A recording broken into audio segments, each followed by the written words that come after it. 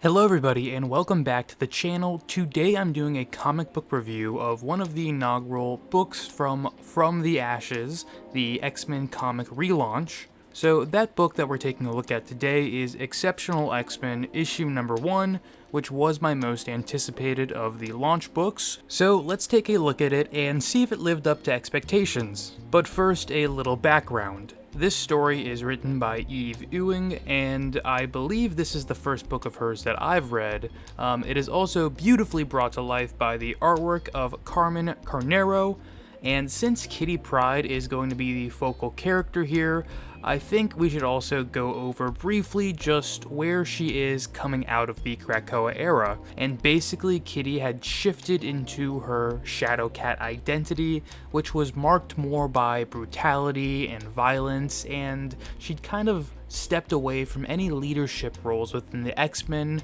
just dealing with this pervasive disillusionment, which will seemingly be a big theme of this run too. She's just not really in a great place. And so we start off with this inner monologue from Kitty that showcases that she's got a lot of this inner turmoil going on, and she does seem to be veering more towards sort of a nihilistic viewpoint on everything.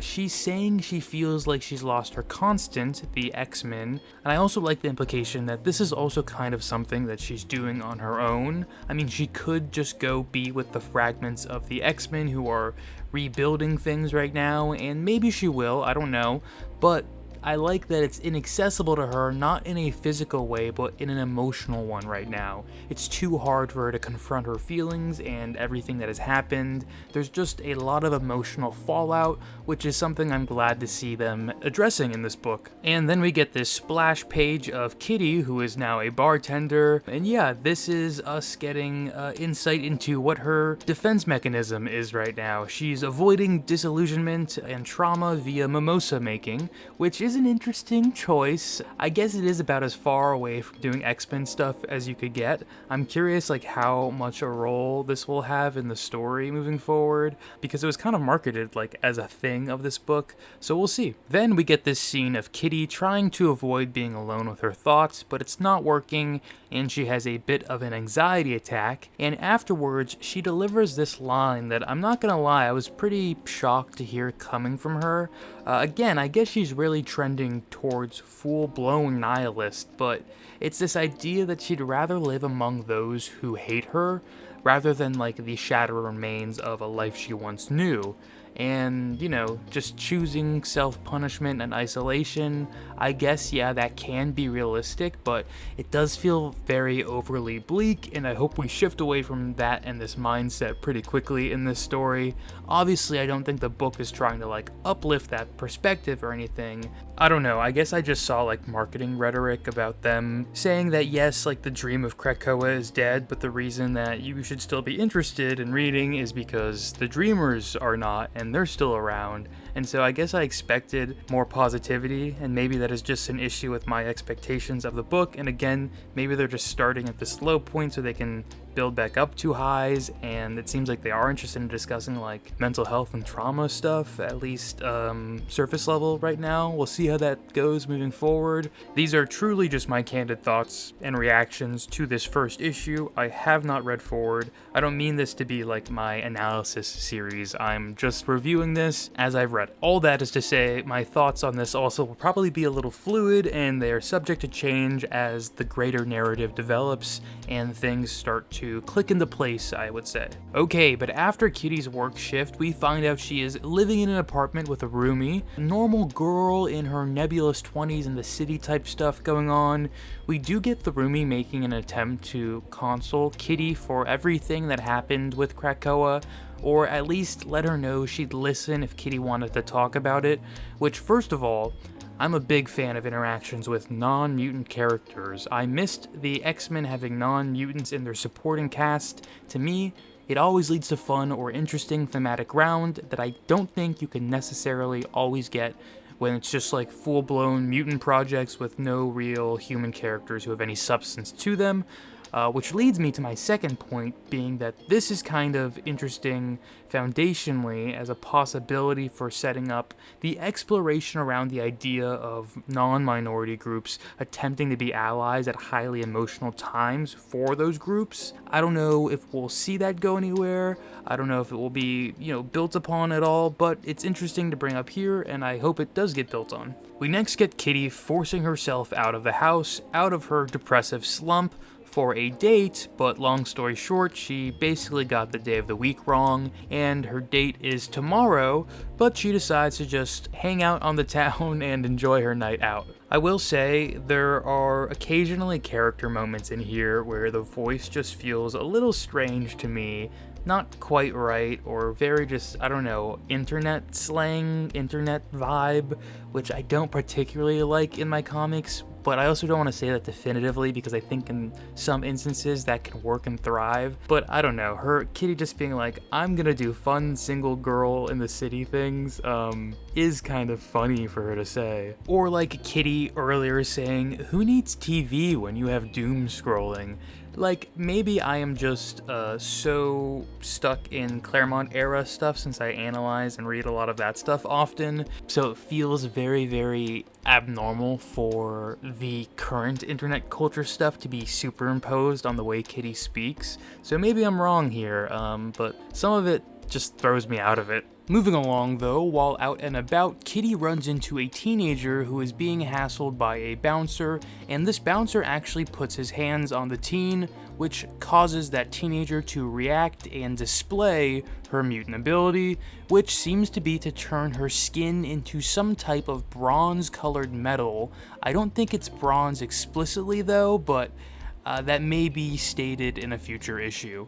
So they get into a confrontation, and Kitty is watching all of this, and Kitty hesitates when witnessing the teenager in distress and needing help, and it's a little strange to me that we see Kitty considering walking away from this, especially when she has just historically been a dedicated protector and advocate for the vulnerable. Like, I'm kind of two minds on this. I understand the idea here that, I mean, she does go back and help, so, maybe it's a moot point, but the fact that she was even contemplating not helping a youth in need, like I was saying, I understand on one hand how it could be, she's so disillusioned, that is such a profound feeling that she's even tempted to abandon someone in need at this point because she has so much emotional struggle and distress she's dealing with. It would be too jarring to help another. But also, just Kitty is someone I think who has unyielding compassion,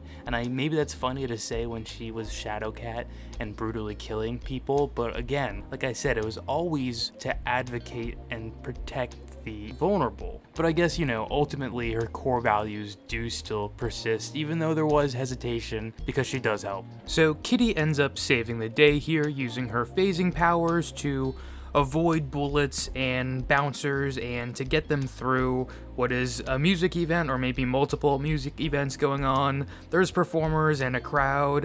It's this cool, very well-drawn sequence, and a nice reminder of how well-trained Kitty is and strategic she is with her powers. And then we get Kitty giving the girl a ride back to the girl's home, and the girl is venting to Kitty about her power and her fears and, judgment and the struggle with identity and belonging, and it's kind of this nice little moment that mirrors what Kitty is going through in her own ways with her own struggles with identity and belonging. And it is the shining light of connection through the disillusionment of this issue.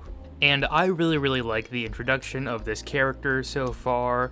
We also get this moment where Kitty says, okay, I can be called Kitty again. I've been previously going by Kate. So it's her sort of, dropping the veneer of that past and just embracing who she once was and who she still is foundationally. We also do get this interesting one page of the teenager whose name we've learned is now Trista, and it seems to imply that she lives with her grandmother, and her grandmother knew that she was a mutant or knew that this mutation was going to happen for some reason. But ultimately, she she seems supportive of it, and she seems like a pleasant woman, so I think that's interesting that we've got a very supportive framework for this character at her family level. But this teenager clearly sees Kitty as more than just sort of a momentary savior, and that is because the next day we see that she has sent Kitty a gift box that contains these really, sort of poppy themed earrings,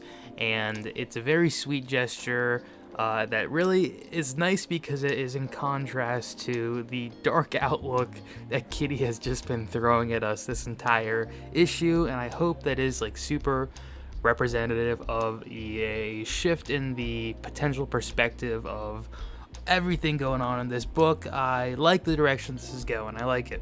And then we get Kitty wearing these earrings to work, which is also, more than just appreciation of the gift. It is symbolic for Kitty too, suggesting that she can be a source of hope for others. And if she can do that for others, then maybe she can do that for herself too. And there's a lot of positivity you can find from searching inward and connecting and helping with others. And then we get two little reveals here at the end of some characters who are going to get involved in this storyline, and the first one is Emma Frost, the White Queen herself. And it looks like she's assembling a team of some sorts, and that Kitty is going to be a member she is going to reach out for possible recruitment. Hopefully not like their past where she kidnaps Kitty. Hopefully it'll just be communication. And I also have to ask, Emma, are you okay here? What are you dealing with? Because the state of the room you're chilling out in basically does not look okay. I don't know, it's like, are you good? And then the final reveal we get is that Iceman is going to be involved with the storyline as well. This is feeling very Marauders crew from early Krakoa, which no complaints there. That was a great group, had good chemistry and a dynamic that worked off of each other, just didn't last very long. Hopefully this can last a very long time because I have good feelings about this book. I'm cautiously optimistic. Obviously, I mentioned a few missteps I maybe thought that were made here, but ultimately, I enjoyed this read.